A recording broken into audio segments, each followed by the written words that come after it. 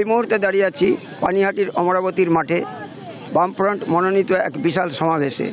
আজ এই সমাবেশে বিভিন্ন বক্তারা আসছেন, বিশেষ করে ডক্টর সুজন চক্রবর্তীর সৌজন্যে এবং তার সমর্থনে আজকের যে সমাবেশের আয়োজন করা হয়েছে সে না দেখলে বোঝা যায় না। বিপুল এক সমাবেশ।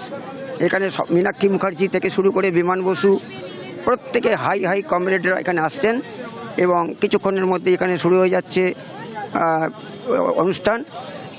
নির্বাচনের প্রাক্কালে অর্থাৎ লোকসভা 2024-এর যে নির্বাচন, দমদম লোকসভা কেন্দ্রে ডক্টর সুজন চক্রবর্তীর সমর্থনে আজকের এই সমাবেশ।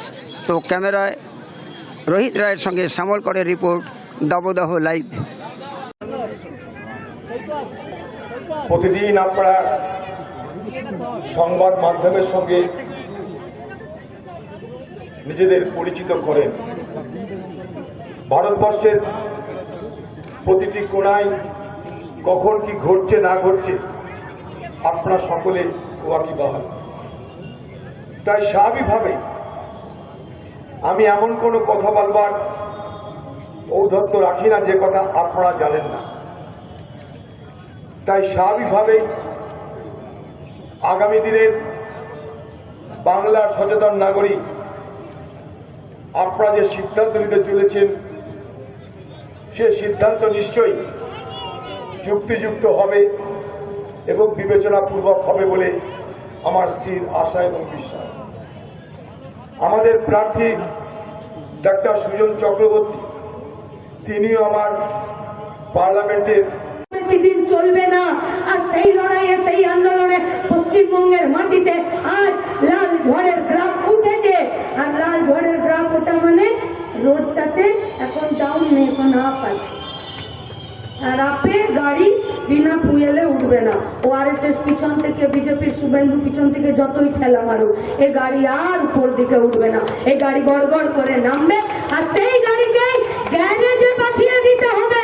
তার জন্য সুজন চক্রবর্তীকে ভোট দিতে হবে। 2 নম্বর ইভিএম বোতামে কাস্তে হাতুড়ি টানা।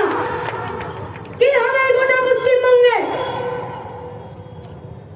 চোদ্দ পুরুষের কানে শুনিনি যে একটা সরকার শুধুমাত্র আমাদের দেশের রাষ্ট্রায়ত্ত কারখানাগুলো বেঁচে দেওয়ার জন্য অরুণ শৌরীর নেতৃত্বে একটা বেচা নামের দপ্তর তৈরি করবে আর সেখানে মমতা ওদের সঙ্গে ঘর করবে। করেছে 400 কোটি টাকা, যেসব 18 কোটি টাকায় বেঁচে দিয়েছে তপন রুইয়াদের কাছে। পূর্ণেন্দু বসুকে যেদিনকে জিজ্ঞেস করেছিল মিডিয়ারা কি হবে যেসব চান্নবের মতন অবস্থা হবে, পূর্ণেন্দু বসু বলেছিলেন, 17টা ছেলে বলেছিলেন যে দিল্লিতে যা আইন তৈরি হয়েছে, বিজেপি সরকার যা আইন, constitution of India, the constitution of India, ভারতের সংবিধান স্বাধীনতা সংগ্রাম এবং তার থেকে উদ্ভূত আমাদের এই সংবিধান পৃথিবীর সুলিখিত সংবিধানগুলোর অন্যতম, কোনো সন্দেহ নেই। We the people of India, আমরা ভারতের জনগণ। সেই মনোভাব থেকে আওয়াজ করা হয়েছে, শপথ দেওয়া হয়েছে জাস্টিস, লিবার্টি, ইকুয়ালিটি আর ফ্র্যাটার্নিটি। আওয়াজ দেওয়া হয়েছে, শপথ দেওয়া হয়েছে গণতন্ত্র এবং ধর্মনিরপেক্ষতা।